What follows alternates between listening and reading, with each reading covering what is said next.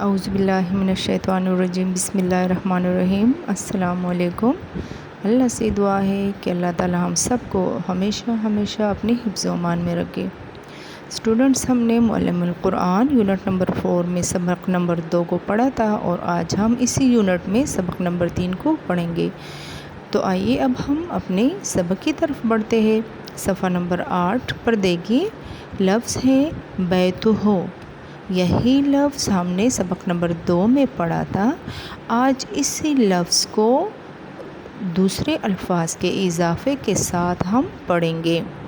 یہاں پر ہمارے پاس ہے بیتہ، جس کا مطلب ہے اردو میں اس کا گھر۔ فی بیتہ، اس کے گھر میں۔ فی کا مطلب کیا ہے؟ میں۔ تو یہاں پر اس کا ترجمہ کیا بنا؟ اس کے گھر میں۔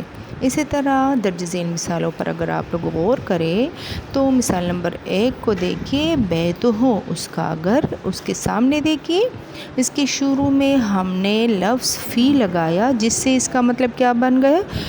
اس کے گھر میں۔ فی بیتہ اس کے گھر میں۔ مثال نمبر 2 کو دیکھیے، رب ہو اس کا رب۔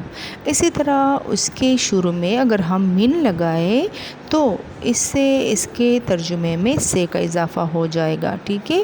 من رب ہے اس کے رب سے۔ مثال نمبر 3 کو دیکھیے، رحمت ہو اس کی رحمت۔ الا رحمت ہے اس کی رحمت کی طرف۔ الا کا مطلب کیا ہے؟ طرف۔ اسی طرح اسٹوڈنٹس، ہم نے ان تینوں ورڈ کو آج کے اس سبق میں ہم نے استعمال کرنے ہیں، فی، من، الا، ٹھیک ہے؟ ان تینوں کو ہم نے آج کے اس سبق میں استعمال کرنا ہے، جس سے ان عربی الفاظ کا ترجمہ جو ہے ان الفاظ کے مطالب کے ساتھ جو ہے بنے گا۔ اس طرح سے آپ لوگ اگر دیکھیں کہ پہلے کالم میں ہے پیش کی طرف منصوب الفاظ کی شروع میں من، فی، علی، الا، ان آئے ہیں۔ یوں ان الفاظ کے آپس میں ملنے سے قطع کا مفہوم جو ہے وہ وسیع ہو رہا ہے، اور مفہوم میں اس اضافے کو آپ بآسانی سمجھ بھی رہے ہیں۔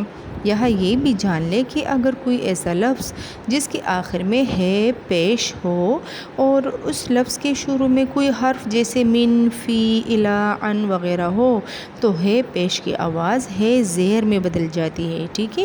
اسی طرح یہ صرف آواز کی تبدیلی ہے، اس سے معنی میں کوئی فرق نہیں ہوتا۔ ذیل میں ایسے قطعات دیے جا رہے ہیں جن کے آخر میں ہے زیر اور شروع میں من، فی، الا، ان وغیرہ میں سے کوئی حرف آ رہا ہے۔ آپ ان حروف کے معنی جان چکے ہیں، لہٰذا ایسے قطعوں کا ترجمہ آپ بآسانی کر سکتے ہیں، ٹھیک ہے؟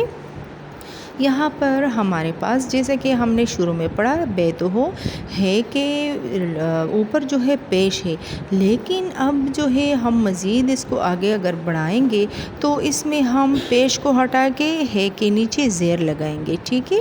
اور ہم نے ان تینوں ورڈ کے اضافے کے ساتھ ان کا ترجمہ کرنا ہے۔ وہ ورڈ کون کون سے ہیں؟ فی، من، الا، ٹھیک ہے؟ تو امید ہے اسٹوڈنٹس آپ لوگوں کو آج کی سبق کی سمجھ آ گئی ہوگی۔ آپ لوگوں نے اس سبق کو اچھی طرح سے پڑھ کے سمجھنا ہے۔ اپنا خیال رکھیے گا۔ اللہ حافظ۔